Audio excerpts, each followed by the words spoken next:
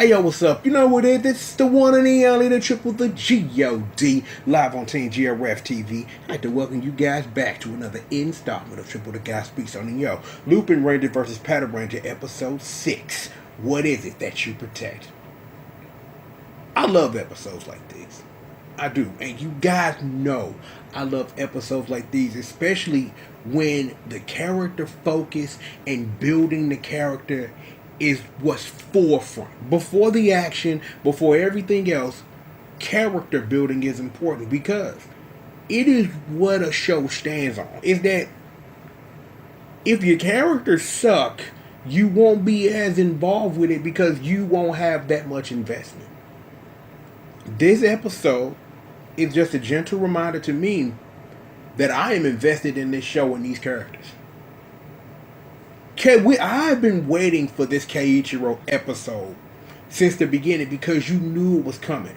Because you need a red like him early on to have everything he thinks is an established norm challenged. You start off with the last episode where you take a gigantic, massive L, not only because that boy Kyrie whooped your ass, but then you take the bigger L because you had to hold this to the chest and it's messing with your head. And this whole episode was him just trying to sit up here and like, yo, the only thing I want is I want Lupin Red's head on a platter for what he did. Forgetting everything that you believe in and everything that you stand for because you seeing red like a bull, pun intended, of like, the only thing I want is this thing and nothing else matters. Sometimes all it takes is a slap from Sakya and just a nice flashback to remember why you do what you do in the first place. And I really love and appreciate how the show framed it as simply as I believe that what I do as a member of the global police is important. The responsibility that it takes, the vow that you make, and doing everything you can to uphold the law and protect the people because that's what matters. It took Keiichiro a while to get there, but I didn't think this was going to be a lingering thing for episodes. And even though that the show teased at the end that, you know, that they really trying to get they trying to get the Reds to rival, which is what you really need to really drive the versus part, because I really don't think you really are honestly gonna have the other Rangers, the one as they jump in the mix and do all this stuff of that Toma and Yumiko are really going to be interacting with Sakya and Tsukasa like that, even though they are really trying to push the Tsukasa Yumiko ship. They're trying to push that really hard. How much traction that actually gets as something that the show wants to pursue on a romantic tip, who knows? But we'll see though. We'll see. The other thing that is very important is we gonna take a trip to Gongla Land real quick because we need this. Of course Goche went and snitched. Of course she went and ran and told it. And then you had Dexter sitting up here having an answer to Delgranio like, yo, what's going on, pimp? Like, I heard you been doing things, homeboy. Update me. Hey, boss, hey, you know, I'm just trying to put in work for the fam, you know what I mean? Like, you know, sometimes, you know what I'm saying, I don't want to have to bother you with everything, boss, man. You know what I'm saying? I can handle it. Like, look at me. I'm a big giant grenade. Like, I can handle my business. Like, you wasn't here last episode, but yo, the Lupinrangers, the Patrangers, I made them whole L's. Massive L's, because I whoop their ass. Made them whole L's. Delgranio like, yo, regardless of that, like, I heard about all that. I heard you talking to that boy's amigo, a.k.a. Monster Iceberg Slim. Like, yeah, boss, I've been rapping with him. Like, yo, he been here a lot longer than us, man, and he know what's really good, though. He been sitting up here doing nothing but freezing things and causing trouble. So he cool, don't worry about that. You got Bone Dog under control, nephew? Yeah, I got that, boss, man, don't worry about it. It'll get taken care of. I'm glad I have this segue. I want to know how much Zamigo is going to be a real factor this early on in the series. seeing as he is responsible for all the pain the Lupinrangers feel. Is that, do you really pop that early on by getting that interaction and then figuring out the truth? Is it just like he just appear off the blue one day? Hey, I'm the one that killed all your family members, froze them, and made them explode into nothing. It's fight me.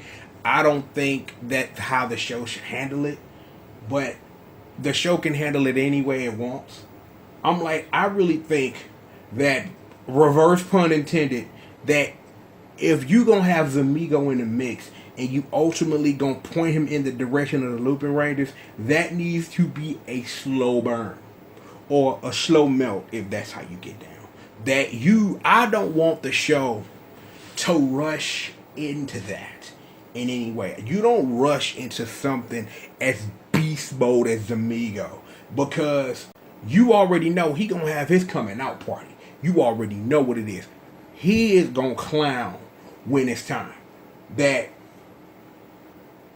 I'm just trying to sit in prayer, and I'm just really trying to figure out and think like how you do that in a way that is meaningful to the story, because that's the most important thing. When you have a major character like that is responsible for the forward momentum of this show very directly, is how do you unleash that and put that in the mix as something that is an important part of what makes this show tick. And you might be sitting up there thinking, Trip, you really talking about that boy Zamigo like that? Well, it's true. It's a true statement. Stop me if I'm lying. A character like that, you really gotta play that to the hip. If that you just can't have this fool appear out of nowhere, you gotta sit up here. And what I want the show to do is to make a mystery out of Zamigo. That it ain't been no real ice issues ever since the stuff happened to the Lupinrangers and all that. You just need people just appearing in ice again just randomly. And you slow build, and then they just show up one day and Zamigo putting in work. And then light bulbs start coming on, and then it ain't hot-blooded police, no, it's pissed off thieves. I really honestly legitimately think that's the proper way you want to handle that. That's the way I would want to see the show handle that. But at the same time, I have to remember, this is a toy commercial. A wonderful, great toy commercial that for the past 6 episodes, I've done nothing but enjoy and love and wait every week to watch the latest. I have watched Sentai. You people who come to see what I have to say, you watch it too. Kamen Rider included. We have seen touchdowns being thrown. We have seen equally fumbles. And yes, I'm going with football metaphors here. It's that you have seen wonderfully handling of great villains. And you've equally seen shows just completely shit the bed with great villains who could be great, but you don't give them the just due and respect they need to be villains, to be actual competent evil people to your good guys on the other side of the field.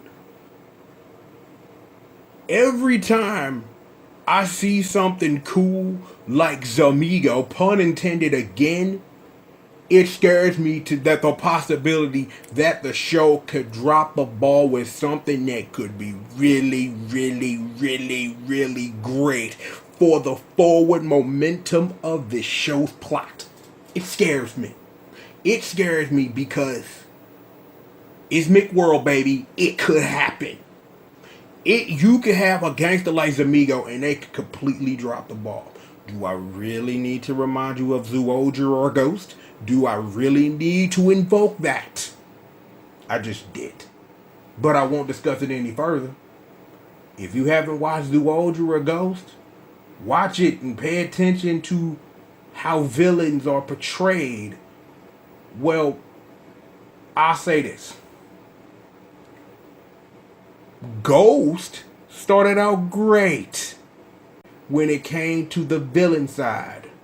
But then something that you expected to happen happened, and then after that it just went bloop. G.O.D had it, and then it just went bloop. Especially about how it was handled towards the end game. But again, I'm just saying this because that's just how I feel personally. That's just how I feel about it personally. And it's like, again, it scares me.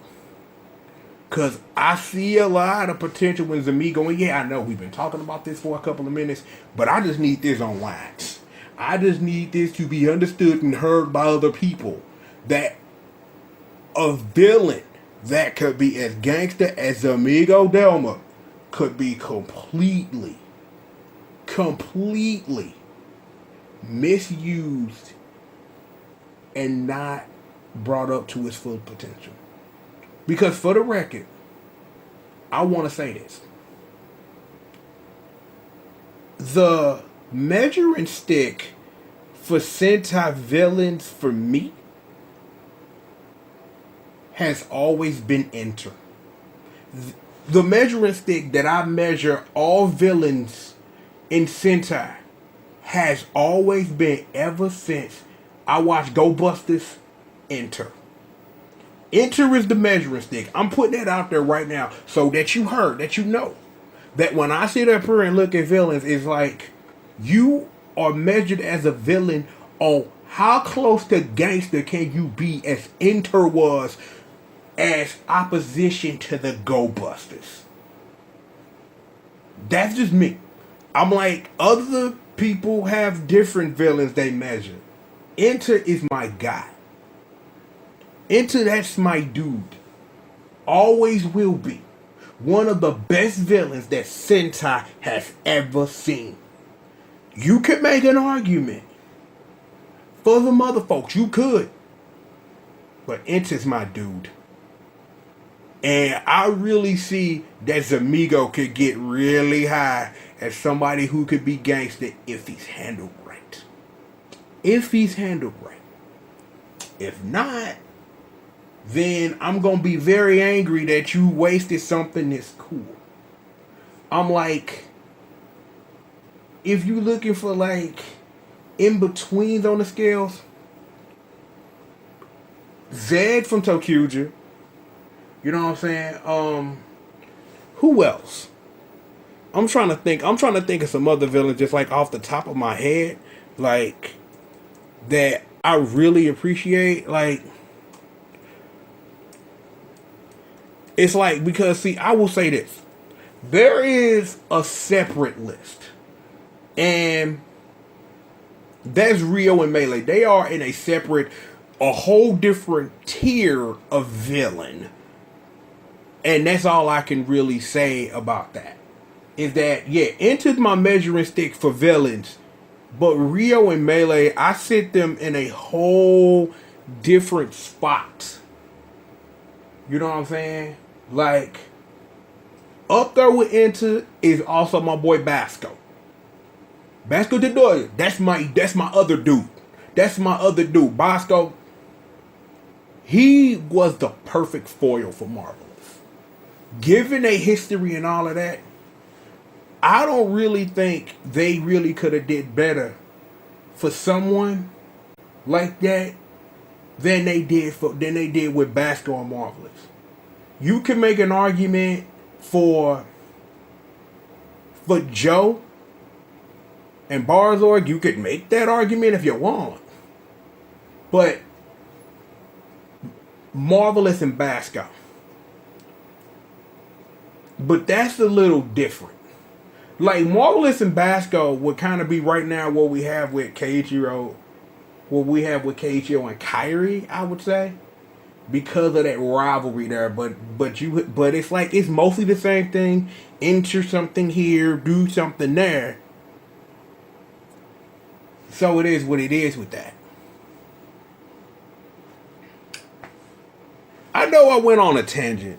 I'm like, having your hopes and dreams and putting them on there and like sticking them to a show that you love, you'll get to a couple of minutes and you'll get to a sidetrack of talking about some of your favorite villains. Like I said, for the record, let me just remind you of this. Enter is my measuring stick for villains in Sentai. Like, Enter is my dude, and he is the measuring stick. Basco, him and Marvelous and they beef, that's somewhere over there. Rio and Melee, they get to sit in their own special corner because they are some of the greatest characters that Sentai has ever seen. And that is a whole different thing. And, like, Ranger is a whole separate thing. And I've said this before, I really want to sit down and just take 5 minutes just to say thank you for 5 minutes, because Ranger is that amazing. And if you're listening to this and you've never watched Ranger before, you should do that. That's a thing you should just do. That's just a thing you should just do, because Ranger is just that good. Rio and Melee are such great villains that they get a separate, you don't even get measured on a scale, because I haven't seen villains that can compare to them since, which is why Enter is the measuring stick. At the end of the day, this is what it is. I'm glad that we have an episode that establishes what is right now with the rivalry between Kairi and Keiichiro. You got that boy Zamigo in the cut, and we talked about villains and measuring sticks. I really hope he can measure up. I really hope that they do something really, really good with him and do not waste this character.